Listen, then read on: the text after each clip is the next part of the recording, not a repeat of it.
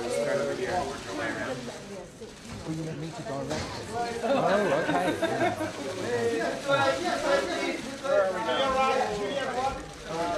Yeah, let's start over here.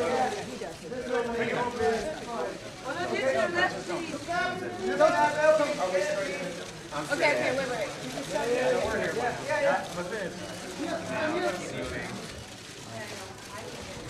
wait. Down left, please. Turn around a little bit.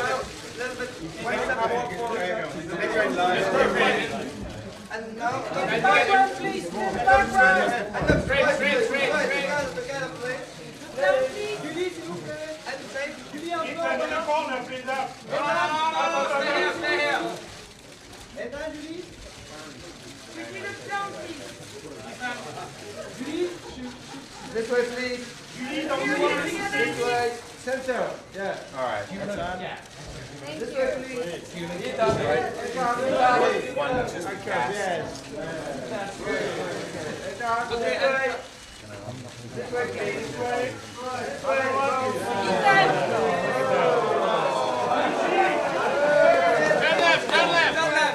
Turn left. More. Turn left, straight. Over here, please. Look on your left. Ethan, turn left, please. To left, please. Ethan, turn left, To please. left. Julie, turn left. Just step before.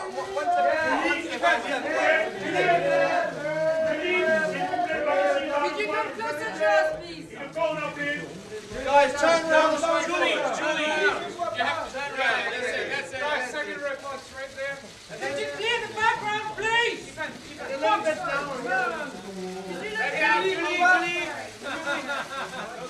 Julie, right hand. Julie, straight.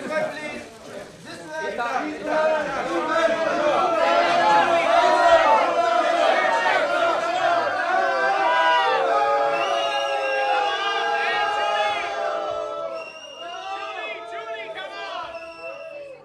We need single shot.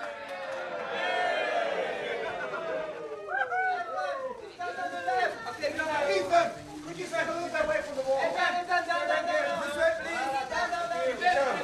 Second row. Second row.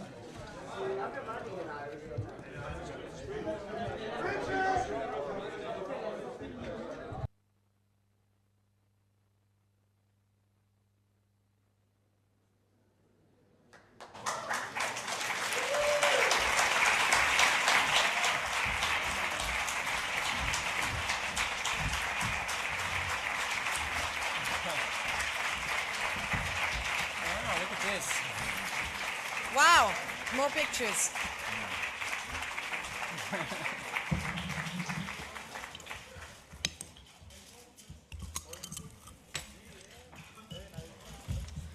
No, we have to open our own box. They make you work. Like, whoops. Yeah. So, ladies and gentlemen, could you please sit down so we can start the press conference? Can you please sit down? Können Sie sich bitte setzen, damit wir mit der Pressekonferenz beginnen können? Can you please sit down so we can And start with the press please don't conference? use any flash during the press conference. Bitte keinen Blitz benutzen. I don't know. Is that what that's for? Or maybe it's translation? Yeah. I don't know how to wear these. I don't know. Do we have to? Dankeschön. Vorne auch noch bitte hinsetzen. Thank you, and the first row, please also take your seats. Language or something? Someone's filming us with an iPad. Someone's filming us with an iPad. Ladies and gentlemen, the 63rd International Film Festival in Berlin is proud to present after Before sunrise, before sunset, before midnight. And have a welcome for Ethan Hawke. Thank you.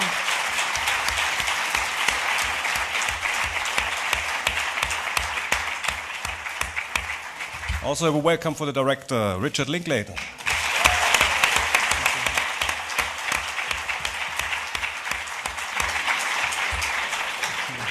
As a director or as an actor, it's always wonderful to have you here, Julie Delpy.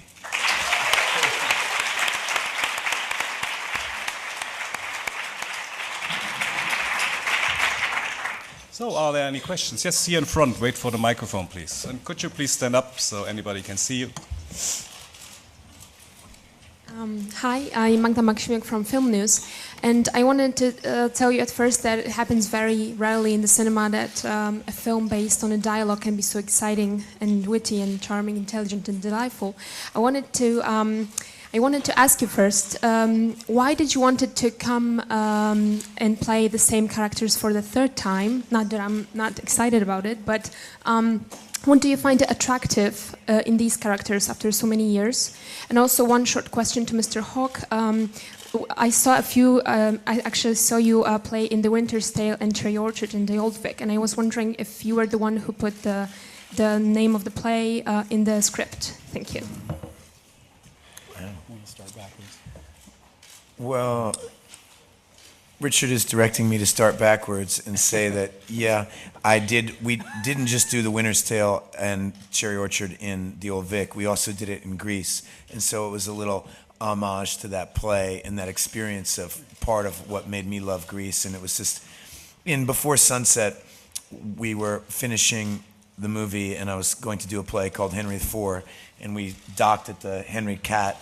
So it's a little continuation of just weird personal homages, but it is nonsensical and there's no meaning behind it. In regards to revisiting the characters, that's part of the weird privilege of this opportunity. I really, as an actor, to not only revisit a character that you've played before, but one that you helped co-write, which is just a really unique opportunity where you can, even your question, those are, in a strange way, The Winter's Tale and Henry IV are little, time capsule things that are personal to me to remember that moment in time that we made the movie. Mm-hmm. I mean, we created these characters 18 years ago, and we realize they're kind of still alive in us every 6 years or so, and we start thinking about maybe they have something to express about where they are in their lives. And I think we not only do we have our long-term relationship now with each other, but Jesse and Celine have a long-term relationship. So we have our own long-term creative relationship, which is really, it's really fun, really rewarding. So. Julie? Yeah, I mean, revisiting those characters, I think we always try to,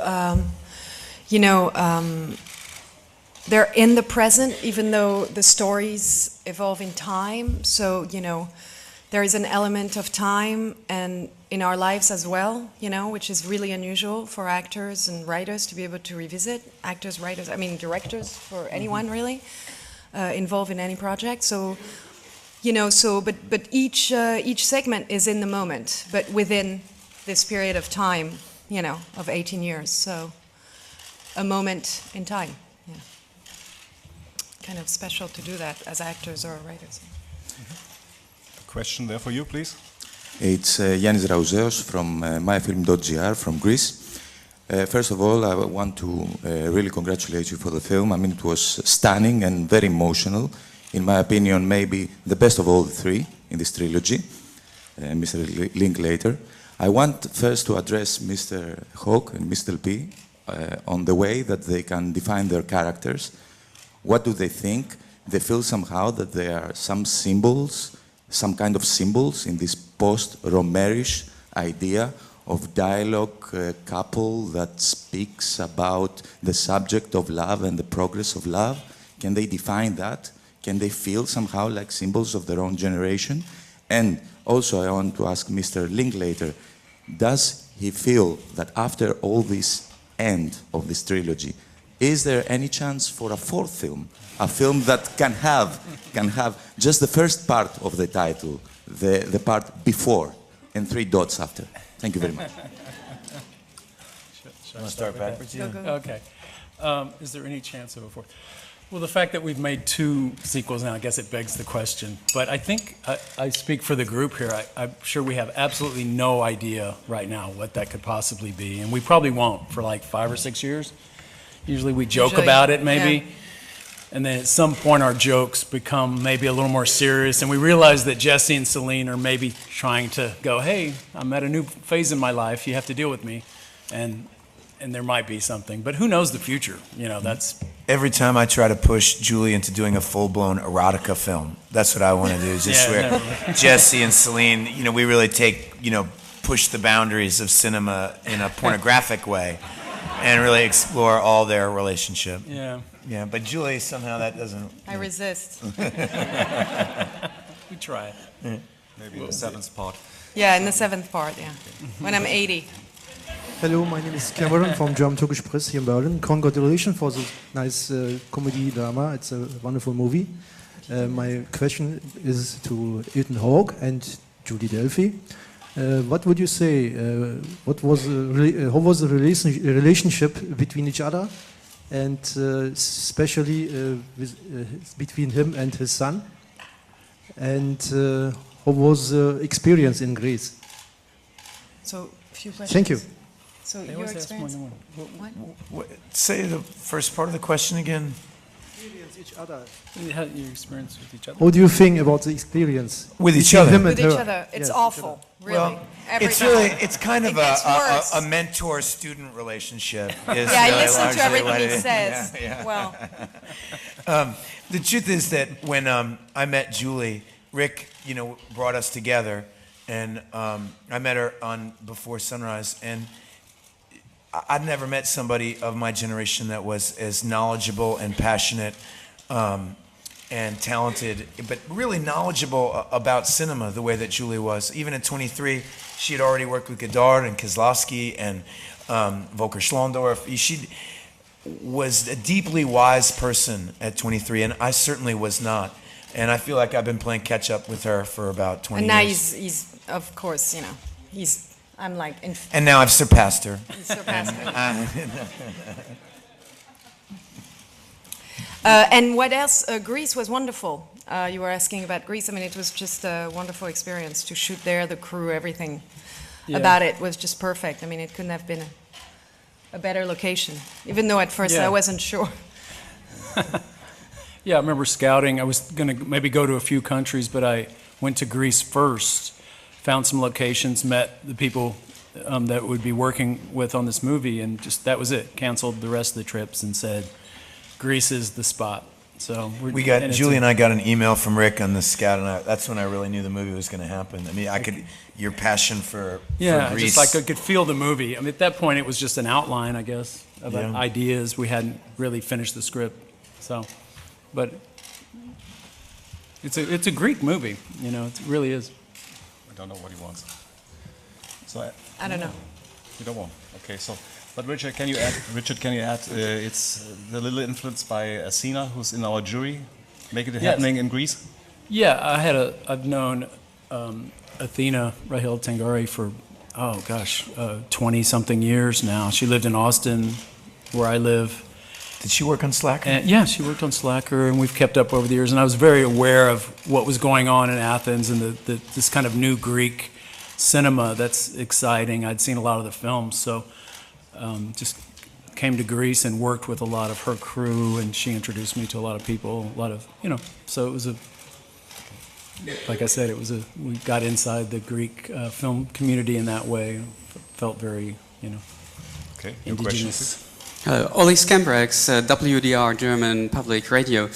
Congrats on making the audience laugh a lot in the movie theater, which hasn't been the way the previous days.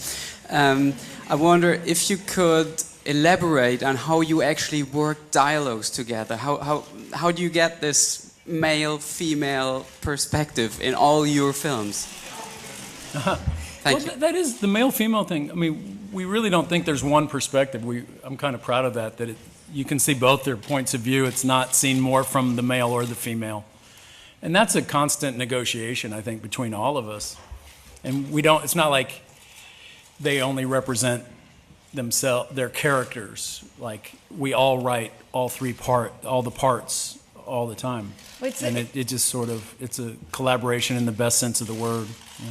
I mean, it's not necessary, me writing all the more feminist thing. You know what I mean? It's not what you would expect necessarily. You know what I mean? So, it's interesting actually to put yourself in the shoes of some, it's about, communicating and, it's really a collaborative work. I mean, it's not, I'm the woman, they're the guys, and no, like Jesse we fight and Celine, for our side, it's not like that. It's not like that. We don't really fight. We discuss. We have the luxury of time as we. But I always win. Always, yeah. Well, that's a given.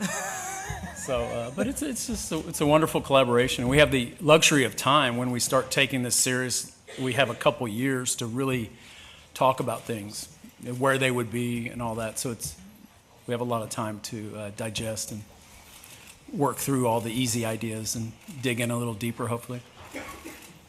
Okay, a question in the middle, in the back, please. Hello. I'm from Channel Yang Shanghai, and first of all, thank you for bringing us such a lovely movie. And my question goes to perhaps all of you. And the quarreling part at first the end of the movie is quite, for me, expected. So I'm wondering, have you ever thought about other possibilities by this part when you are working with the film? And the second question is, why did you choose a happy ending? Thank you. I didn't totally understand what you said. Part? What part was expected? And the quarreling part in the what part? hotel. Quarrel. The quarreling part. Oh, the fighting. Oh, quarrel. Okay. The fighting part. Yes. Fighting yes. part. Okay. Well, it's not all a fight. It starts off very differently, but and you think it's a happy ending? I'm glad. It's hopeful, perhaps. Yeah. So. It's not cut and dry. They go through something on this day, I think. We certainly experimented with one of the things that was most difficult about the third one is that people weren't really expecting a sequel to Before Sunrise. And so nobody had any agenda or opinion about what that sequel should be. But once you do two, once it was announced that we were making this movie, I saw online people were blogging about what they thought the movie should be. I haven't met a film director in the last 9 years that didn't tell me what he thought or she thought the third film should be. And so we knew we were up against a lot of people having an agenda about where Jesse and Celine should be. And that agenda is stifling, because you obviously would like to make people happy. But what's good about Before Sunrise and Sunset is that it's something very personal to the three of us.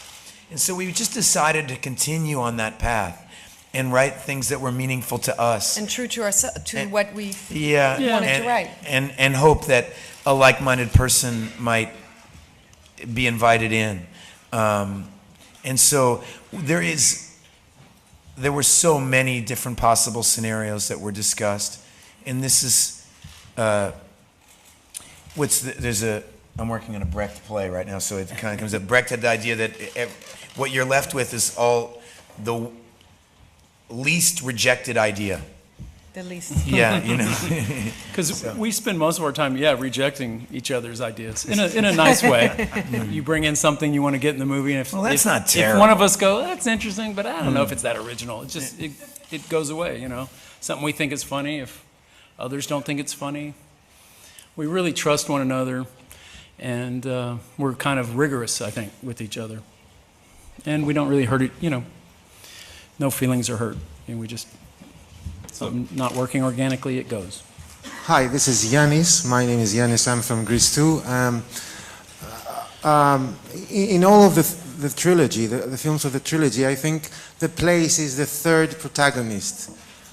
First it was Vienna, then it was Paris, now it's Peloponnesus. I would like you to describe, in your own words, if you can, this particular role that Peloponnesus, the place that the film was shot, was placed in the film. Well, I mean, I like the region we show in Greece isn't usually it's not the Mamma Mia region, the one that most films show. They usually go to the islands and they do that. So I was kind of happy to be in a region that we think is paradise, but you don't see it in a lot of movies. And it's kind of the more modern Greece, the town they walk through. And you feel the ancientness around you, but it's still the modern Greece too. So, but you're right, it is a third character. It has been in the other movies. So this one, they're on, they're on holiday, writer's retreat. So we sort of pick up with them. We saw it as sort of in paradise. Jesse and Celine have a lot of what they ever would have wanted in life, I think. In addition, each other, but their lives, what they're doing. And yet they're still human, they're still having to deal with, just being a person with relationships. So it seemed like a good jumping off place. Greece, this has been going on for many thousands of years between people, so. Tragedy. That was a funny side note to the Greece is anything but tragic, I think. Okay, No. question, please. Yes, congratulations on this one. A sequel is always very tricky because in fucking up the third one, you could also ruin the first one in retrospective. A phenomenon you could call the Matrix Revolutions effect. But you did not know such thing. You made a wonderfully intelligent and honest and delightful movie. Thank you very much for that. But I was always wondering how much of yourself is in these two characters? Because obviously you, Julie, wrote some songs that I enjoy listening to. You, Ethan, wrote 2 novels that I enjoyed reading. But apart from these obvious parallels, how much of your own thoughts and personalities do you let flow into these characters during the writing process? Because I personally find it very hard to believe that an intelligent person like Ethan is really secretly wishing for a bimbo girlfriend. Maybe you could elaborate. You don't know me very well. Yeah, trust me. Yeah. One of the joys about working with Rick is that there's a wonderful thing that can happen, which is you can really blur the line between character and player, so that it's almost indecipherable, which is an exercise in naturalism that goes beyond the normal. Mike Lee does some of this stuff where you're really encouraging actors to use pieces of themselves, not just in an emotional way, which is the way a lot of directors do, but allowing you to contribute to the text of the work and shape the structure of the work so that these things can be unlocked. And it's a really unique privilege because it's not Julie and Ethan. There are aspects of my life that are relevant to this trilogy and there's aspects of my life that are irrelevant to this. There's certain things. And Julie and Rick become largely the barometer for that. Things that don't interest them that I'm interested in writing about obviously don't go in this project. I have to find another home for that kind of idea. And the same for the two of them. And a large part of Jesse and Celine is Richard Linklater. There's a fusion happening of all these characters. None of it could happen. Any one of us were missing and the whole thing couldn't exist. And as far as bimbos, I don't know. Well, just any pretty girl wants to ask a dumb question to Ethan and see what happens to him. No.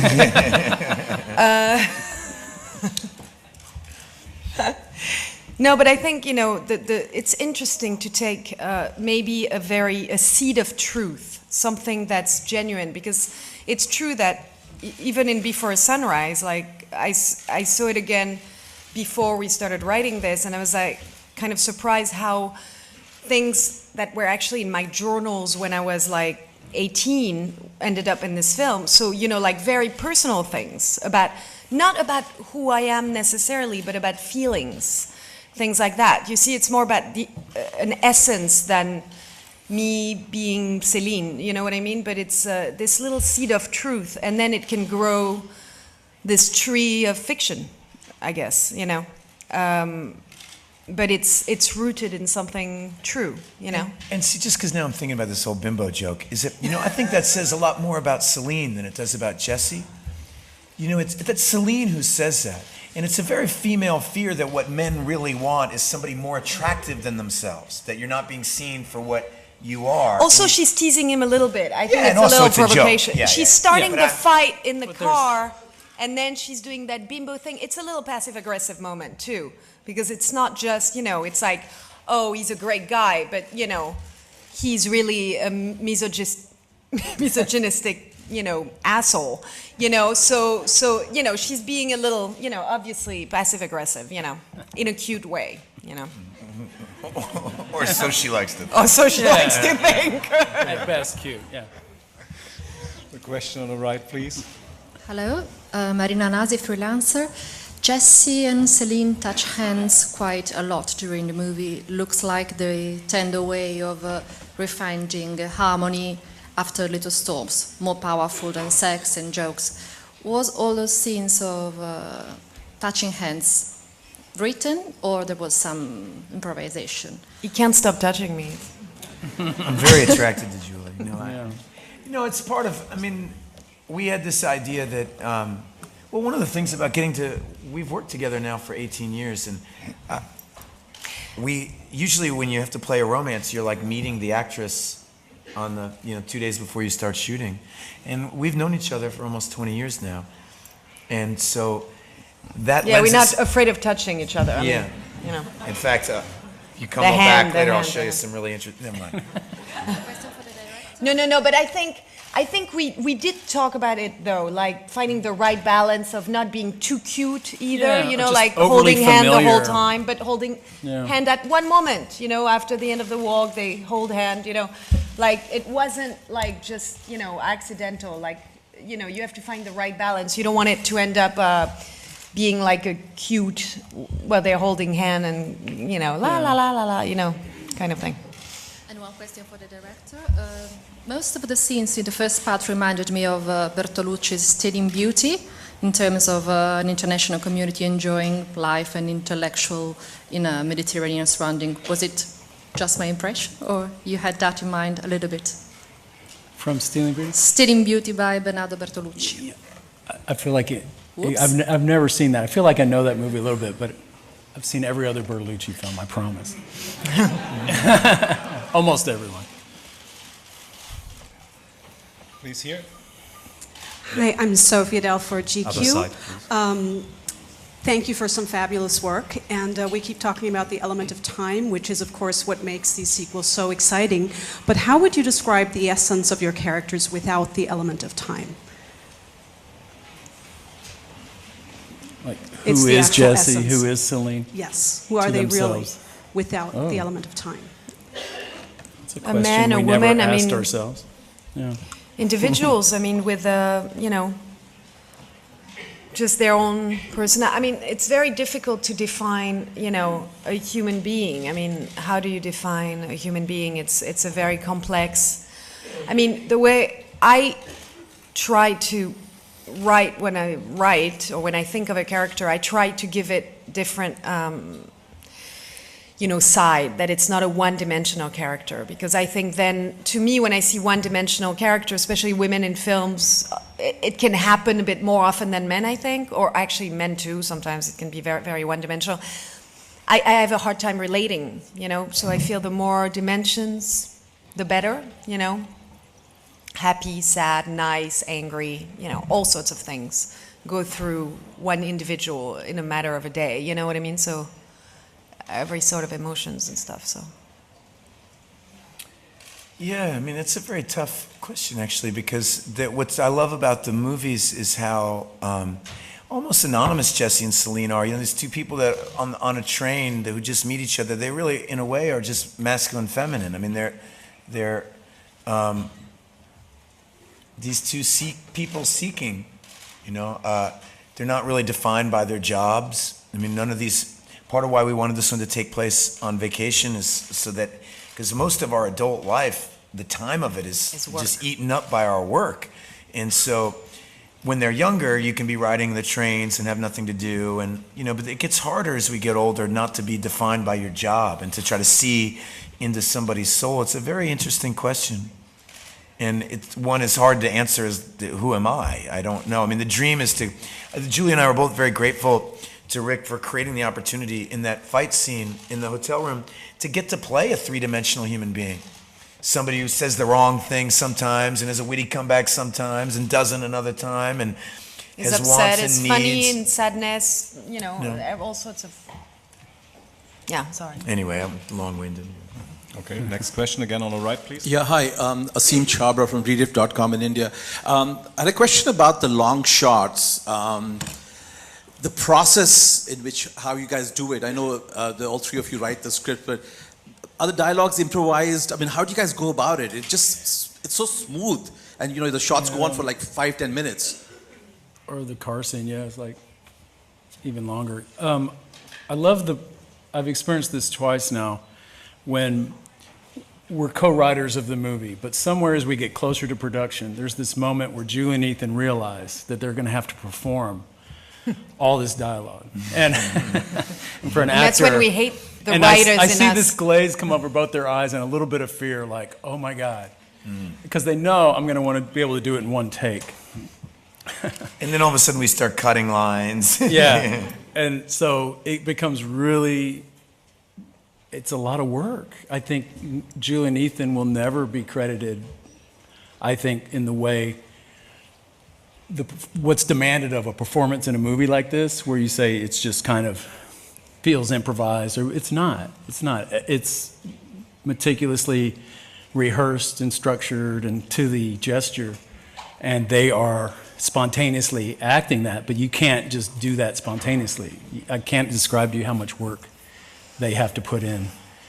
Like I'm, producing a movie, but they are running lines and working and all the things an actor would do to prepare for the most rigorous part ever, they have to put into this.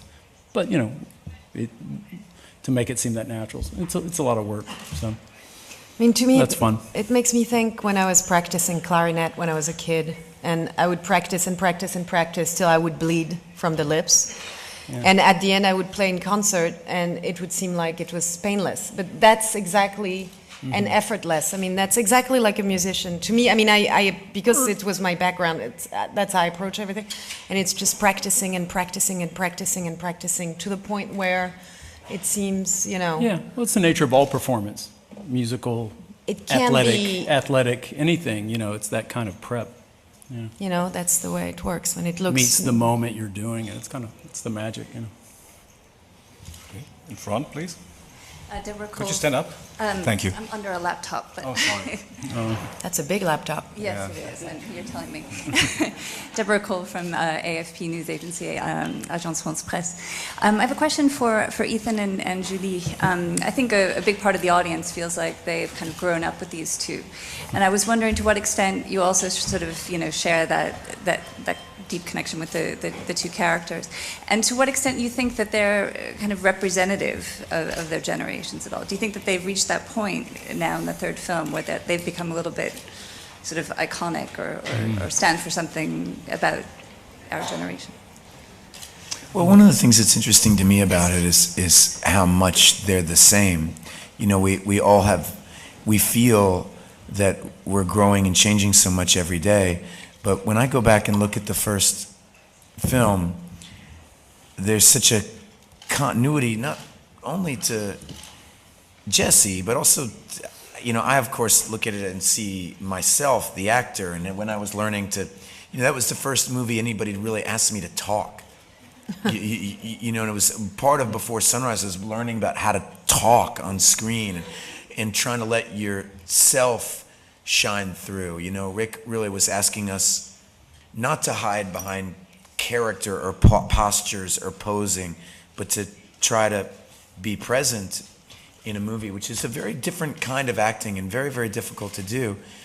And so I get kind of amazed as the movies go on about how the same we are. There's something that's very interesting to me about that.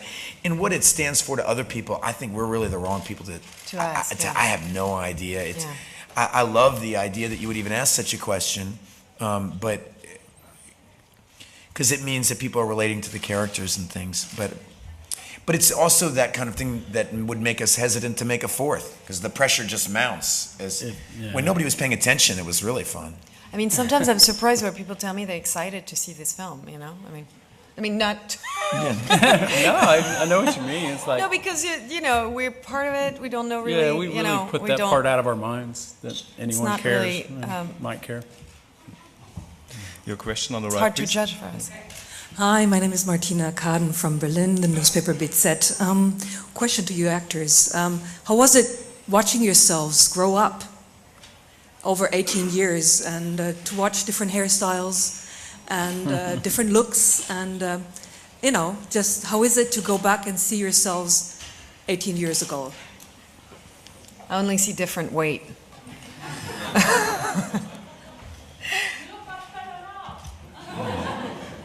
Oh, really?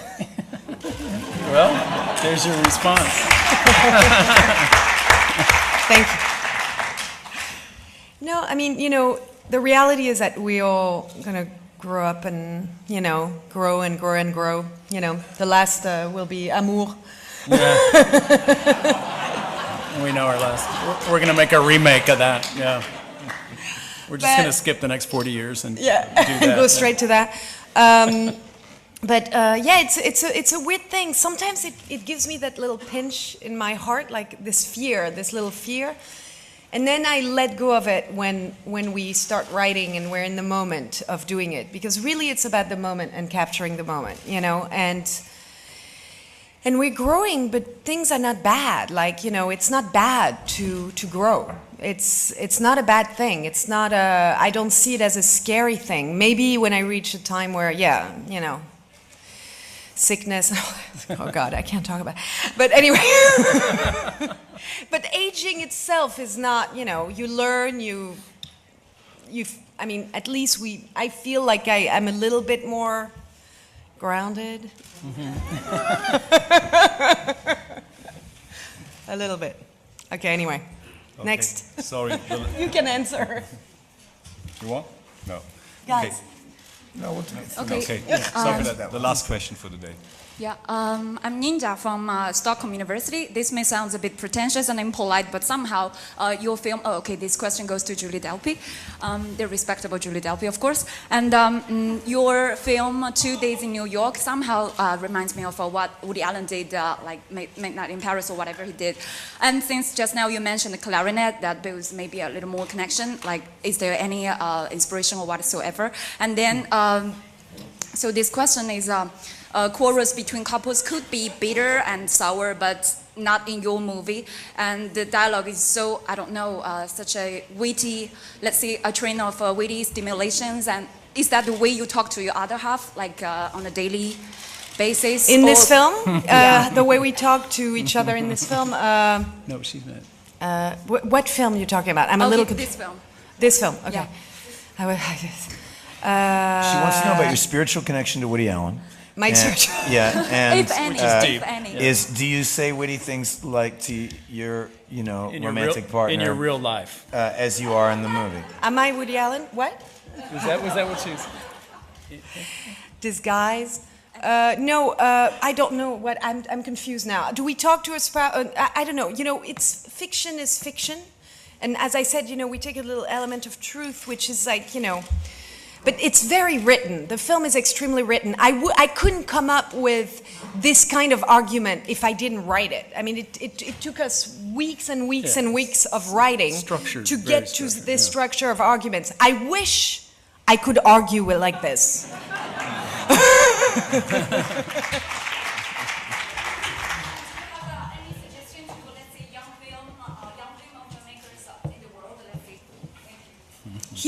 You know, I mean, Richard can talk to filmmakers probably more than me. I mean, I just like, you know, yeah, I mean, filmmakers, you know, make films, no matter what budget it is.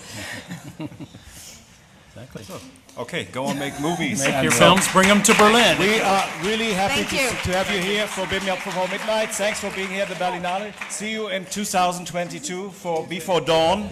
All right. Hopefully it's not a zombie movie. That's great.